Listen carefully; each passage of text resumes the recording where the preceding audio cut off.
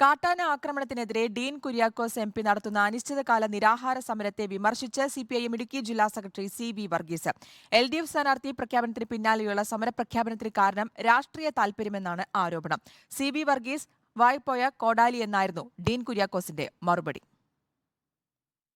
കാട്ടാന ആക്രമണത്തിൽ കന്നിമല എസ്റ്റേറ്റ് തൊഴിലാളിയായ മണി കൊല്ലപ്പെട്ടതിനു ശേഷം ഉയർന്നു വന്ന പ്രതിഷേധങ്ങൾ നഷ്ടപരിഹാരം നൽകുകയും പ്രതിരോധ മാർഗങ്ങൾ സ്വീകരിക്കുമെന്ന വനംവകുപ്പിന്റെ ഉറപ്പിനെ തുടർന്നും അവസാനിച്ചിരുന്നു. എന്നാൽ ഇതിന് പിന്നാലെയാണ് ആക്രമണകാരികളായ കാട്ടാനകളെ ഇവിടെ നിന്ന് പിടിച്ചുമാറ്റണമെന്നാവശ്യപ്പെട്ട് ഇടുക്കി MP അഡ്വക്കേറ്റ് ഡീൻ കുര്യാക്കോസ് മൂന്നാറിൽ അനിശ്ചിതകാല നിരാഹാര സമരം ആരംഭിച്ചത്.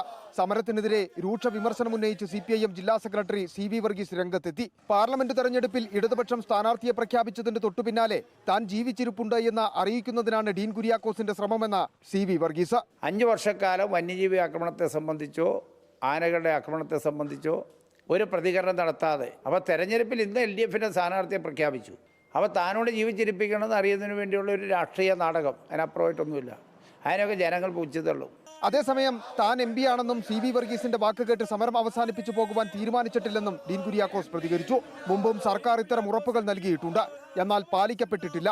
മുന്നോട്ട് വച്ചിയ ആവശ്യങ്ങൾ അംഗീകരിക്കുന്നതുവരെ സമരവുമായി മുന്നോട്ട് പോകുമെന്നും ഡീൻ കുര്യാക്കോസ് വ്യക്തമാക്കി. ഇങ്ങനെ ഉറപ്പുകൾ ഒരുപാട് നമ്മൾ കണ്ടിട്ടുണ്ട്, കേട്ടിട്ടുണ്ട്, പക്ഷെ ഒന്നും ഇവിടെ നടന്നിട്ടില്ല.